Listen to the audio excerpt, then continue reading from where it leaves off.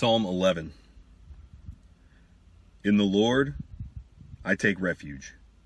How can you say to my soul, flee like a bird to your mountain?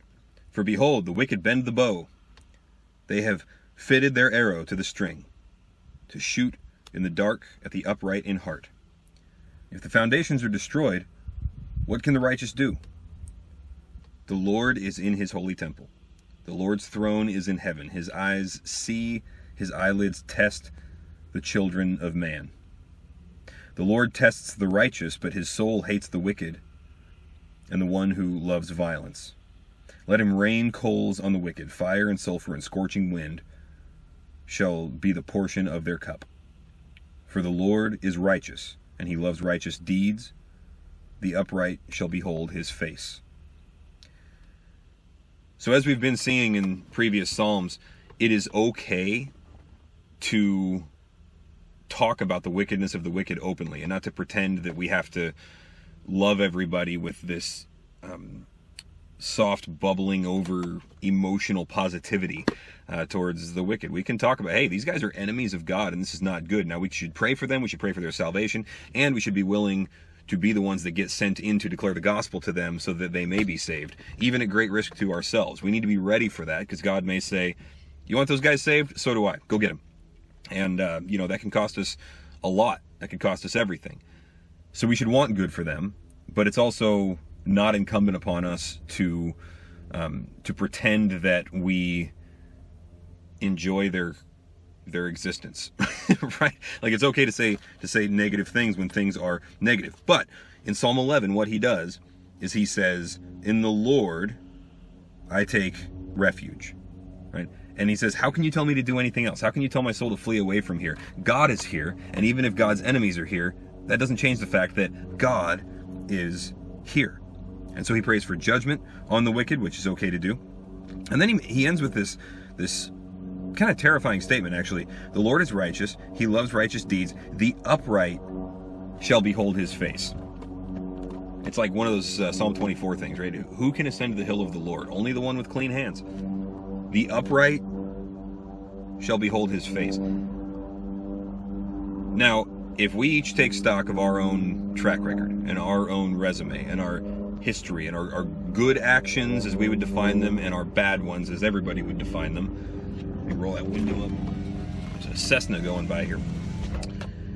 If we take stock of these things, then we are not the upright.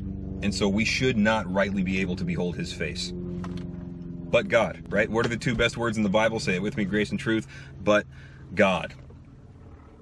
So even though our actions have, on average and apart from faith, unanimously gone away from God, our actions would leave a breadcrumb trail and show our pathway as bending away from God rather than towards him. Every time, by nature and by choice, he has gotten in the way of our path and said, come back towards me. He has redeemed our not only our actions, but actually redeemed the root of our actions, which is our heart. Out of the abundance of the heart, the mouth speaks, and so on. And he has made a dead heart come to life. And so with a regenerated heart then, with a heart that has been made upright by God, essentially resurrected by God, we can then, out of that heart, we can do actions that are upright.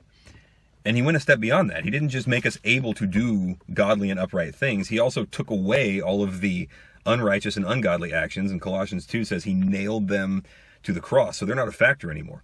So because of what we call the gospel, the good news that God has made us to be able to have unity with him, we are upright, and we have had all of our unrighteousness taken away. So there's nothing for us there's nothing that keeps us from God anymore, because Jesus has accomplished it, taken away the sin and put in, or what we call imputed, his own perfection and his own righteousness.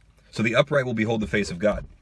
The good news here, people, is that we get to behold the face of God, because even though we don't deserve it, we are the upright. God just made us to be that way. He fixed us. So being upright is not just a function of doing enough good things to be considered upright. Being upright, the biblical definition of this, is that God has saved you from the wickedness into which you were born. When we trust him for that salvation, when we trust him for that uprightness, he hands it to us. Jesus paid for it. We don't do anything to earn it. We accept the gift by that is given by grace, and we accept it through faith. That's the way that we accept this gift. We say, yeah, I trust that the work of Jesus was enough for me to be made right with God, for me to be considered upright. And we actually get to see God in this life in various ways, and then for eternity face to face. So the upright will behold his face. So this week, this is the Monday morning gospel, right? This week, as you go about your week, just realize there's light in the world, there's darkness, and because of the work of Christ, we are children of light. Because he's nice. So let's go spread that kindness to some other people, because they need it just as badly as we do.